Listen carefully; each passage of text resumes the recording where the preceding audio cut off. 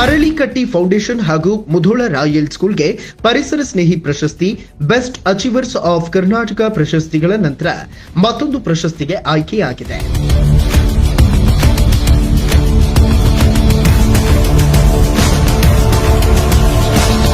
ಹೌದು, ಸಹಕಾರ, ಸಾಮಾಜಿಕ ಹಾಗೂ ಶೈಕ್ಷಣಿಕ ಕ್ಷೇತ್ರದಲ್ಲಿ ಅತ್ಯುತ್ತಮ ಸೇವೆ ಸಲ್ಲಿಸುತ್ತಿರುವ ಬಾಗಲಕೋಟೆ ಜಿಲ್ಲೆಯ ಮುಧೋಳ ನಗರದ ಪ್ರತಿಷ್ಠಿತ ಸಂಸ್ಥೆ ಅರಳಿಕಟ್ಟಿ ಫೌಂಡೇಶನ್ನ ಸಮಾಜಮುಖಿ ಕಾರ್ಯಗಳಿಗೆ ಹೆಸರಾಂತ ಕನ್ನಡ ದಿನಪತ್ರಿಕೆಯಾದ ಕನ್ನಡಪ್ರಭ ಹಾಗೂ ಸುವರ್ಣ ನ್ಯೂಸ್ ವತಿಯಿಂದ best foundation of north Karnataka ಎಂದು ಪ್ರಶಸ್ತಿ ನೀಡಿ ಗೌರವಿಸುತ್ತಿದೆ.